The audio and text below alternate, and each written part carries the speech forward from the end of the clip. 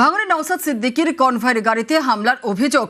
ইট দিয়ে ভাঙড়ের আইএসএফ প্রার্থীর কনভয়ের গাড়িতে হামলার অভিযোগ। হাতিশালা থানার চরিশ্বর এলাকার ঘটনা।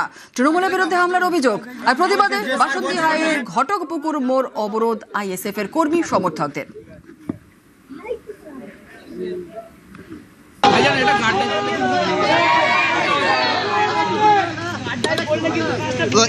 একটু না আপনি একটু সরে আসুন, আপনি একটু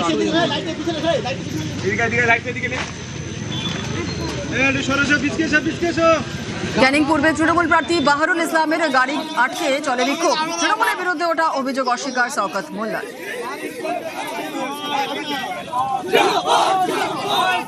শওকত সাহেব কিছু মানুষকে উস্কে আমাকে ডিস্টার্ব করানোর চেষ্টা করছে, মানে একটা ট্যাসেল তৈরি হয়ে যাক এই করানোর চেষ্টা করছে। আমি বারবার ওদের ফাঁদ পাচ্ছে, আমি এড়িয়ে যাওয়ার চেষ্টা করছি। যে লাইট বন্ধ করে দিয়ে পিছন দিকে ইট ছুঁড়েছে, গাড়ির কাছে কাঠ ভেঙেছে। এবার যে ছুঁড়েছে, কেন ছুঁড়েছে, উদ্দেশ্য কি, ওকে কে ছুটতে বলেছে, এটা তদন্ত সাপেক্ষ। দেখুন, এটা শওকত সাহেবের একটা পরিকল্পনা চলছে ভাঙড়কে আতঙ্কের পরিবেশ তৈরি করার জন্য। এই ছবিটা একটু ভালো করে দেখে নিন। এই ছেলেটা সকালে আইএসএফ এর ঝান্ডা মেরেছে, এই ছেলেটা এই ঘটনা ঘটিয়েছে। তাহলে নিজেরা পরিকল্পিতভাবে গাড়িতে কাছে আঘাত করে তৃণমূল কংগ্রেসকে দড়ি দিচ্ছে, এটা তো অত্যন্ত লজ্জাজনক।